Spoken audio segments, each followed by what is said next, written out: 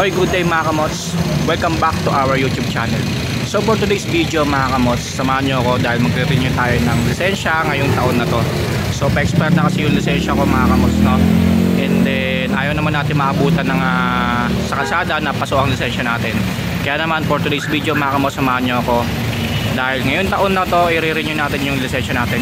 Turo sa inyo yung mga procedures, step by step procedure sa pagre-renew ng lisensya.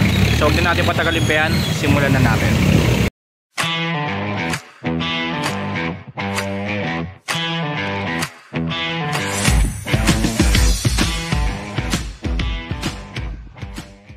So dito nga mga kamots ay nagsimula na tayo mag-fill up ng form para sa ating medical examination. So mag-fill up muna tayo ng form and then mamaya papasok na tayo sa loob para i-check yung mga visions natin, yung height and yung current weight natin, and then hintayin natin yung pinaka-medical certificate natin. So luckily merong medical lab na malapit dito sa LTO Caloocan Extension Office. So yan mga kamots, bali tapos na tayo sa medical. Nakuha na natin yung certificate natin from medical. And pasado naman tayo, no? Ayan, so pasok na tayo dito sa LTO. Ayan, dito sa may Caloocan Licensing Extension Office. So, pasok tayo para mag-renew ng lisensya. Alright, so pagkapasok natin dito sa LTO mga kamots, so dumiretso tayo sa customer service para ibigay yung resulta ng medical exam natin mga kamots, no, dito sa LTO. And then hinanap din pala nila mga kamots yung online examination nyo doon sa LTMS portal. So yun kasi yung pinaka first step procedure mga kamots sa pagre-renew ng lisensya. So kailangan nyo munang mag-login sa LTO portal niyo. Kung wala pa kayo, kailangan nyo mag-register. So kailangan nyo magkaroon ng LTMS or LTO portal kasi doon kayo mag-exam mga kamots, no? So ano-ano ba yung mga tinatanong doon sa exam doon sa LTMS or LTO portal mga kamots, no? O tinatawag na CDE examination. Usually naman ang mga tinatanong doon mga kamots about sa mga rules and regulations sa kalsada mga kamots, no? So madali lang naman yun mga kamots, no? So hindi na kayo magkakamali, hindi na rin kayo babagsak. Basta alam niyo yung mga rules and regulations sa kalsada. Kasi usually yun naman yung mga tinatanong sa exam. Pag kukuha ka pa lang sa first time and then magre-renew. Ayan, so alam nyo na yan mga kamots. So pangalawang procedure mga kamots, step sa pag-renew ng lisensya, yun nga, pupunta na kayo sa accredited medical office ng LTO mga kamots, no? Kung saan doon kayo i-examine yung paningin ninyo mga kamots, kung malinaw ba, and then yun, picturean kayo doon, then magpipill up lang kayo ng mga details doon sa medical para makakuha kayo ng medical certificate. So yun yung second procedure mga kamots. And then after doon sa medical mga kamots, punta na kayo sa pinakamalapit na LTO, ipapasa nyo sa LTO yung resulta na ng medical certificate niyo.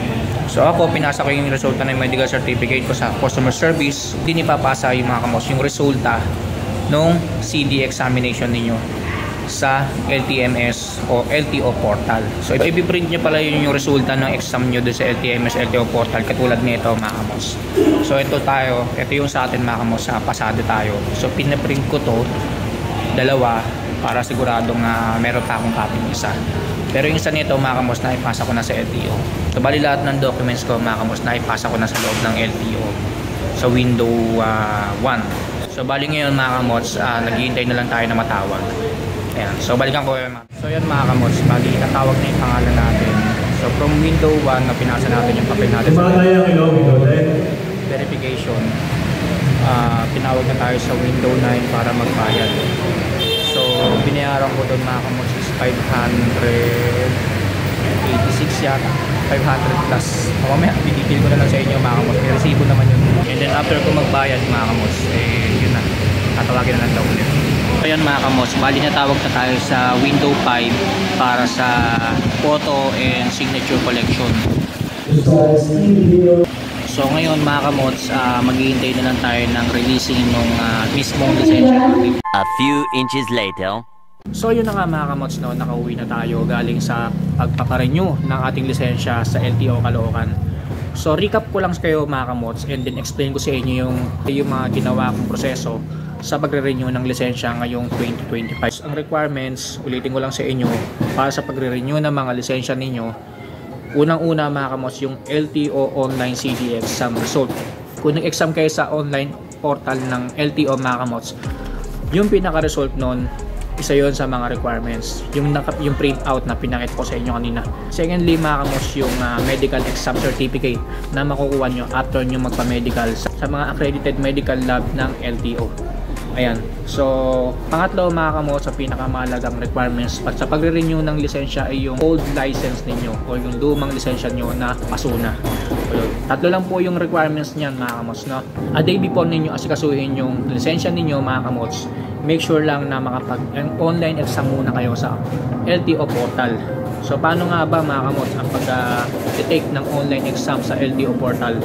So, simple lang, mga kamos, punta lang kayo sa LTMS portal or LTO portal, and then mag-register kayo kung wala pa kayong official account doon sa LTO portal. And then kapag nakapag-register na kayo, mga kamos, or kung meron na kayong account, i-login nyo na kagad yung account niyo sa LTMS portal, and then i-enter ang email address at yung pinaka-client number niyo or password. Makapag-login na kayo sa LTMS portal, mga kamos, hanapin nyo yung graduation hat icon, and then click nyo yun, mga kamos, and then kapag na-click nyo yun, isunod nyo naman i-click, mga kamos, yung CD online validation form portion, mga kamos, yung portion na yun, yung CD online validation form. And then sunod, mga kamots, is pumili kayo ng language, kung English or Filipino. Pero ang suggest ko sa inyo, mga kamots, para mas lalo nyo maintindihan yung exam, Filipino language na lang ang piliin nyo. So wala namang kaso yun, mga kamots, wala namang problema.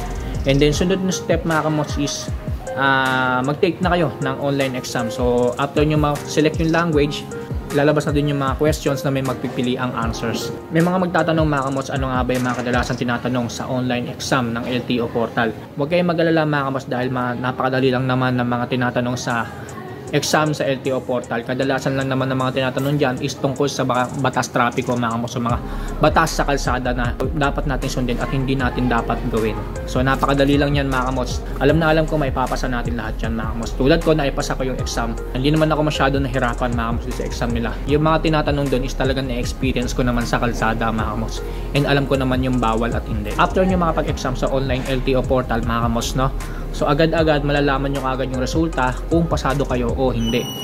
Kung pasado kayo, mga kamots, make sure nyo lang na print out nyo yung sinasabi kong result, mga kamots. So, papakita ko sa inyo ulit yung sample result ng CD examination sa LTO portal. To give you an idea ulit, mga kamots, ito yung sample ng print out ng online result sa CD examination sa LTMS portal or LTO portal. So yan, makikita dyan, mga kamots, result pass, and then yung certificate number mo sa baba. Ayan, so nakalagay din dito yung pangalan mo, and then yung LTO client ID, score mo, tapos yung exam date. So lahat nakalagay dito, mga kamots, no? Ayan, so ito po yung sample ng CD exam na kailangan nyo i-print out, mga kamots, kasi isa to sa mga requirements na kukunin ni LTO kapag nag-renew kayo ng lisensya. Okay, so next step naman tayo, mga kamots. Doon sa examination, mga kamots, i-examine lang naman kayo yung mga mata ninyo kung malinaw pa ba. May pababasa lang sa inyo sa screen. And then yung weight nyo, mga kamots, kukunin nila, yung height. So after nyo magpa-medical, mga kamots, pahihintayin lang kayo ng saglit na oras para hintayin yung medical certificate. So kapag nabigay na sa inyo yung medical certificate ninyo galing doon sa medical lab, diretso na kayo sa LTO para doon na i-process or doon na ipasa lahat ng requirements na hawak ninyo para sa pagre-renew ng inyong mga lisensya. Okay, so sa pag-aasikaso naman ng renewal ng lisensya, hindi naman tumatagal ng isang oras, mga kamots. Kasi depende lang yan sa araw na pagpunta ninyo kung talagang maraming tao. Yan, so luckily tayo, hindi naman masyadong maraming tao, kaya natapos tayo ng wala pang 1 hour. So, bigyan ko lang kayo ng updates kung magkano nga ba nagastos ko sa pagre-renew ng lisensya sa mga magtatanong dyan, lalo na sa mga magre-renew ng lisensya ngayong taong 2025. So sa medical exam, mga kamots, ang presyo na binayad ko, mga kamots, pag may medical is 500 to 600 pesos. So doon nagre-range yun, mga kamots. Gaya nga na sinabi sa inyo, may mga ilang medical laboratories na mataas ang singil at mababa ang singil. So 500 to 600 po ang magagastos natin dyan. And then sa LTO naman, mga kamots, sa mismong LTO, ang babayaran natin is 580 pesos. Para makasigurado kayo, mga kamots, magdala kayo ng pera at least 2,000 pesos. Sapat na yun, mga kamots, baka nga may sobra pa. Ayan, so 2,000 pesos pwede na yun, mga kamots, para makapag-renew na kayo ng lisensya ninyo. Bago ko tapusin itong vlog na to, mga kamots, I just want to give you a couple of tips sa pagre-renew ng mga lisensya ninyo. So una, mga kamots, Kung ang lisensya nyo ay sa tingin nyo malapit na ma-expire, 1 or 2 weeks before pa lang mga kamos na mag-expire ang lisensya nyo, asikasuhin nyo na kaagad ang pagre-renew nito para hindi kayo sumabay sa maraming tao.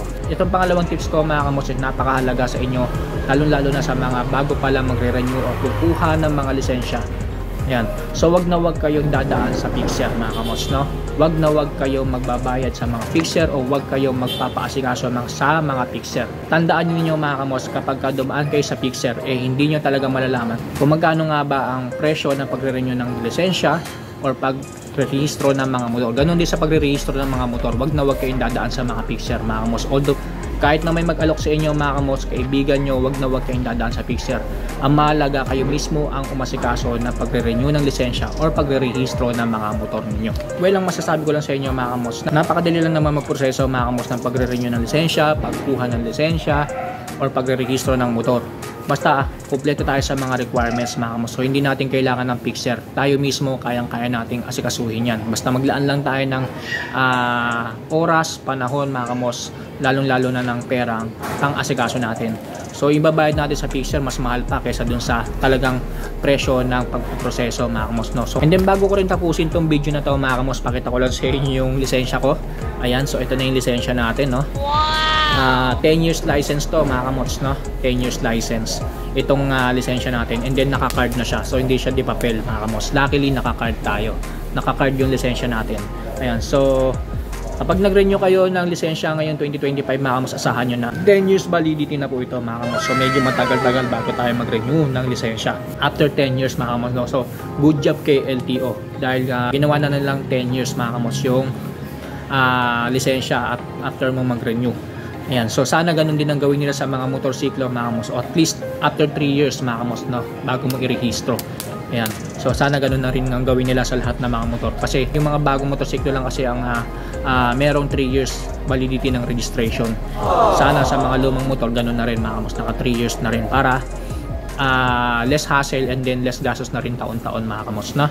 Maraming salamat sa inyo, at sana sa taong ito mga kamots, lalo pa tayong pagpalain ng Panginoong Diyos sa lahat ng gagawin nating contents, lalo pa kayo sumuporta sa ating YouTube channel, lalo na sa mga ilalabas pa nating content or valuable content sa ating YouTube channel na for sure na makakatulong sa inyong mga kapwa ko motorcycle riders dito sa Pilipinas. Muli maraming salamat sa inyo mga kamots, and happy New Year sa ating lahat. Stay safe, ride safe always.